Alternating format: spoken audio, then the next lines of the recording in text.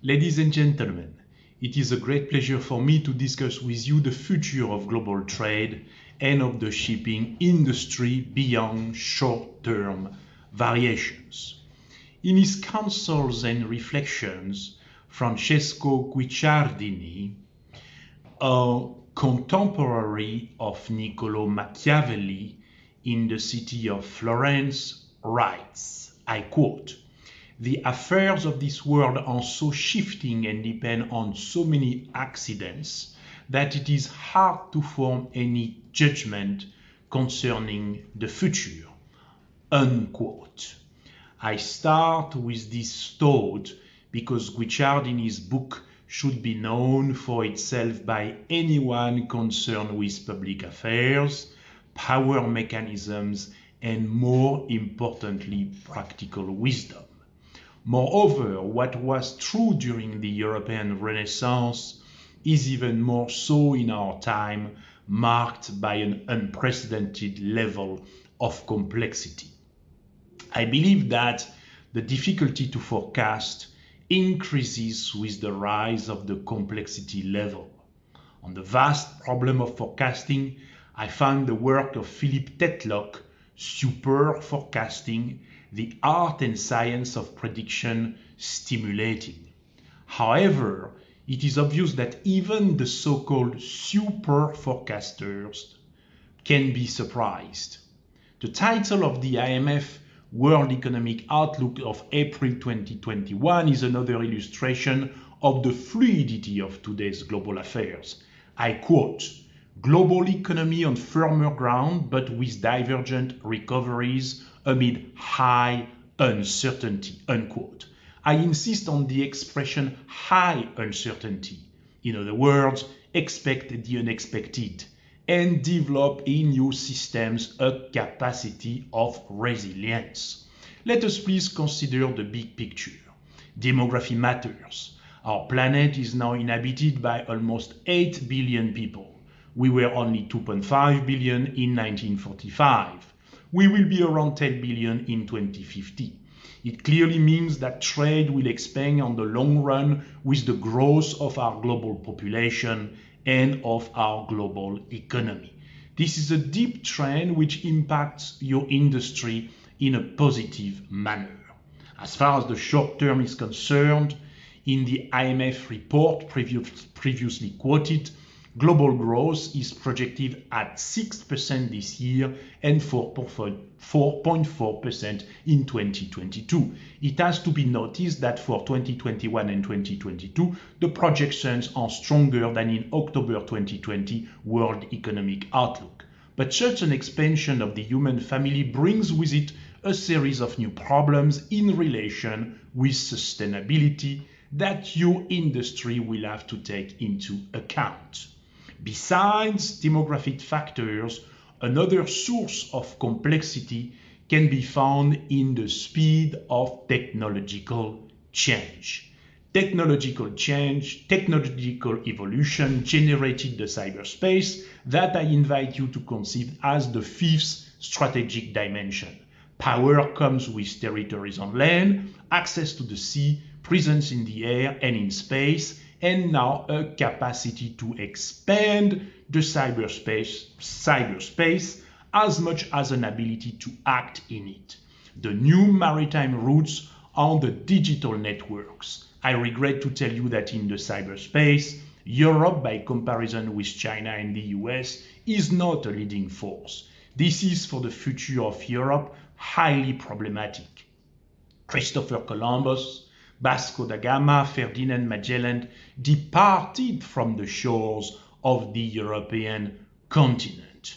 Their opening of new routes changed our comprehension of geography and was concomitant with the Renaissance that created the conditions for the continent to occupy a position of centrality in world affairs. Today, the great explorers of cyber are from the US and China. Europe has the means to react. I can only hope she still has the will to use her immense resources with wisdom in order not to be degraded into a mere spectator of history. With the cyberspace, the role of data has become preeminent. Algorithms can make sense of this unprecedented amount of data. Thanks to them, we can develop vaccines quicker and potentially govern our societies with greater effectiveness. Our cities could be really smart. You would remember that in February 2020, the World Health Organization affirmed that it did not expect a vaccine against COVID to become available in less than 18 months. It took 11 months to develop it. Truly remarkable achievement. But the immense power and implications of AI, of CRISPR gene editing, of a quantum communication and quantum computing raise highly complex questions. Please note that in these three fields, AI, CRISPR gene editing, and the applications of quantum physics, China is a tech leader. As you will see in the book I have just edited, the volume 2 of China and the World, the Role of Business. In order to have an accurate idea of China, it is important to enlarge our knowledge of this civilization by remembering the depths of its history and by some aspects its unique continuity. For those who broaden their comprehension of the Chinese civilization, the fact that this country is able to innovate does not come as a surprise. In its magisterial Science and Civilization in China, Joseph Needham has shown the country's past achievements in science and technology. A third element contributing to complexity is what I like to call power diffusion. With a relatively cheap mobile phone and an internet connection, anyone can access information and knowledge, and anyone can broadcast. I am sure that a great part of your communication nowadays is done through the social media. I would not say that social media create populisms, but they certainly amplify them. Besides demography, technology, and power diffusion, it is geopolitical change that adds to the complexity of our time. Since 1991, the collapse of the USSR, the world is not bipolar anymore. It is not unipolar. Would it be zero polar? I do not think so. Our world is multipolar, not the world of the G7, but the world of the G20. And to be more precise, multi-conceptual.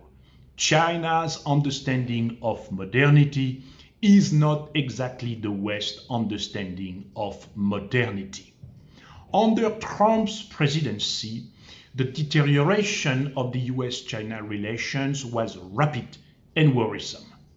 The notion of a new form of Cold War in the context of a lethal COVID-19 pandemic took the center stage in many conversations. Fortunately, some elements indicate that this deterioration has come to a stop with the new administration in Washington, D.C.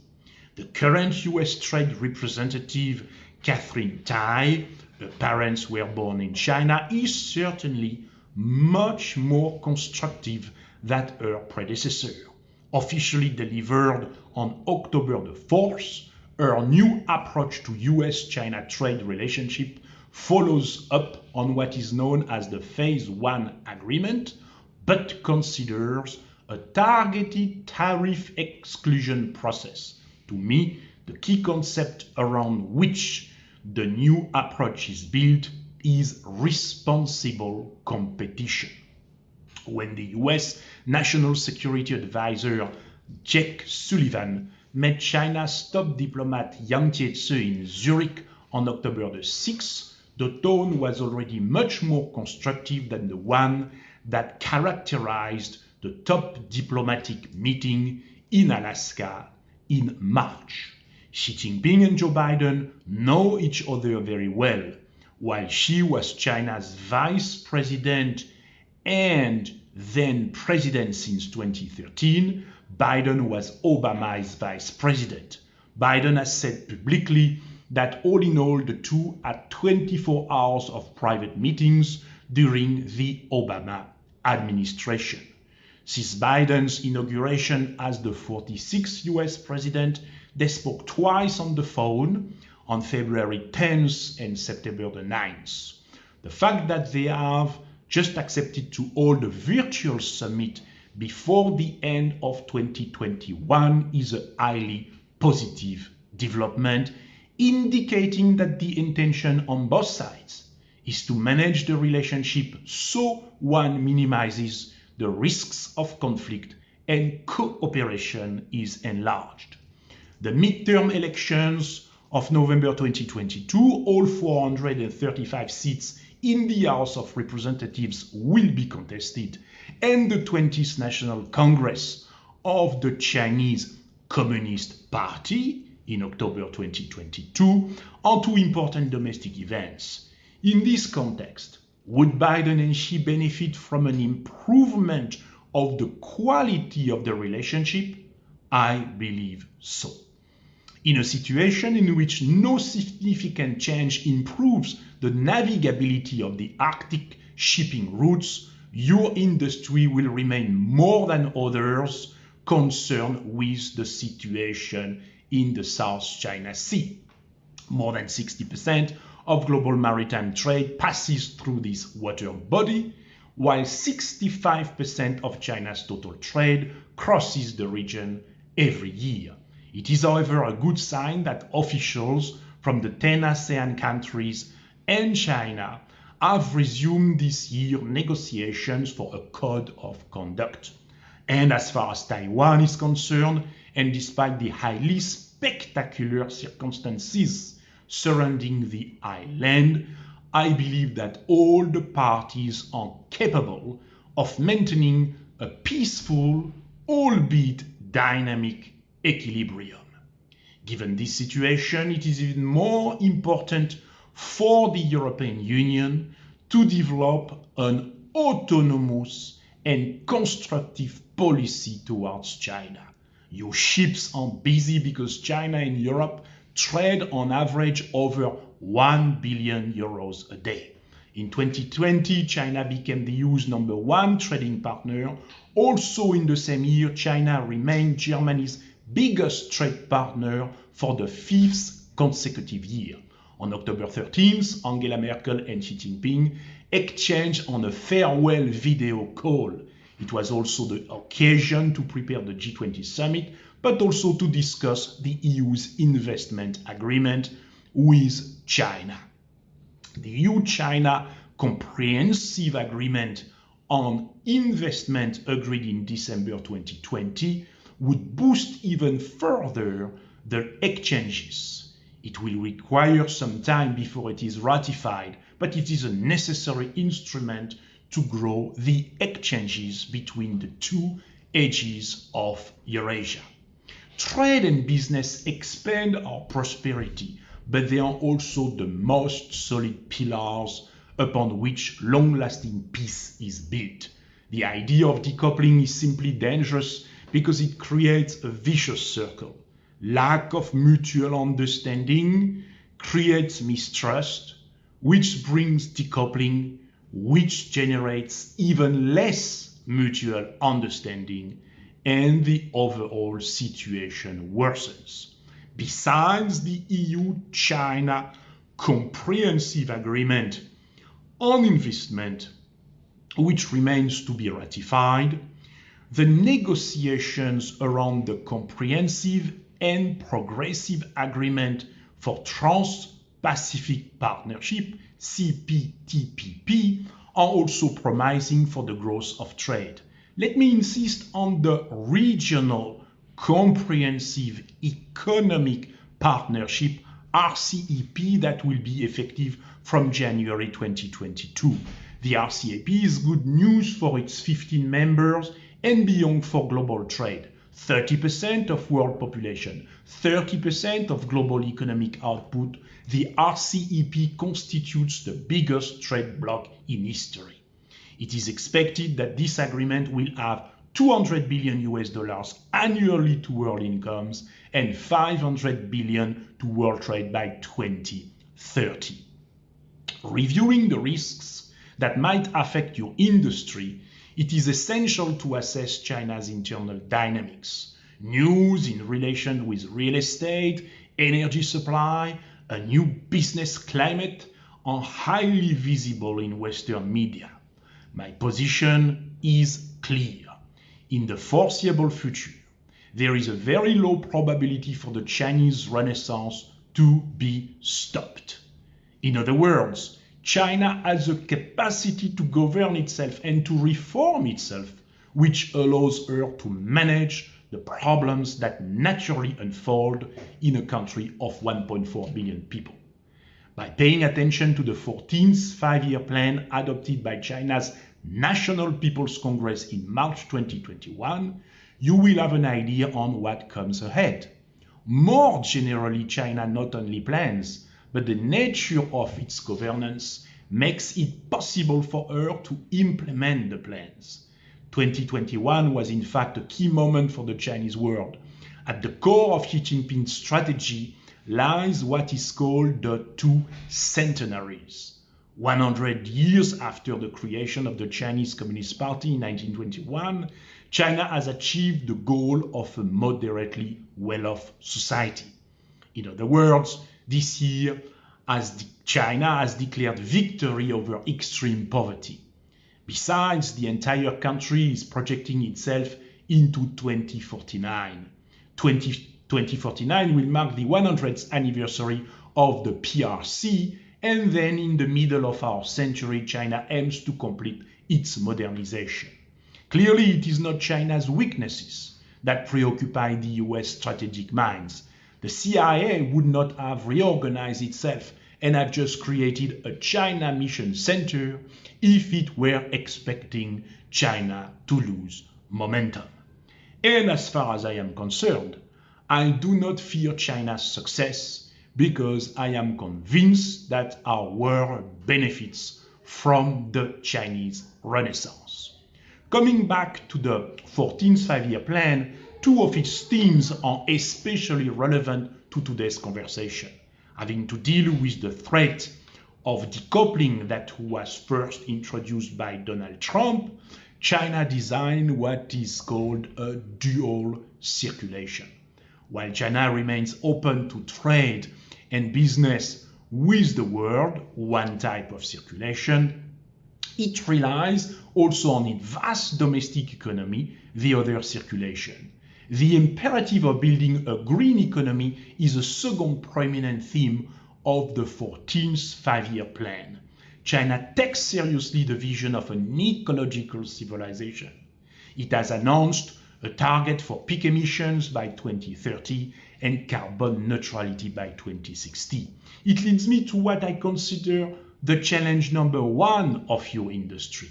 How can you, industry, including your 60,000 cargo vessels, become carbon neutral? You are very much aware that your sector produces 3% of global CO2 emissions. The International Maritime Organization has set a target to cut the sector's carbon emissions in half by 2050.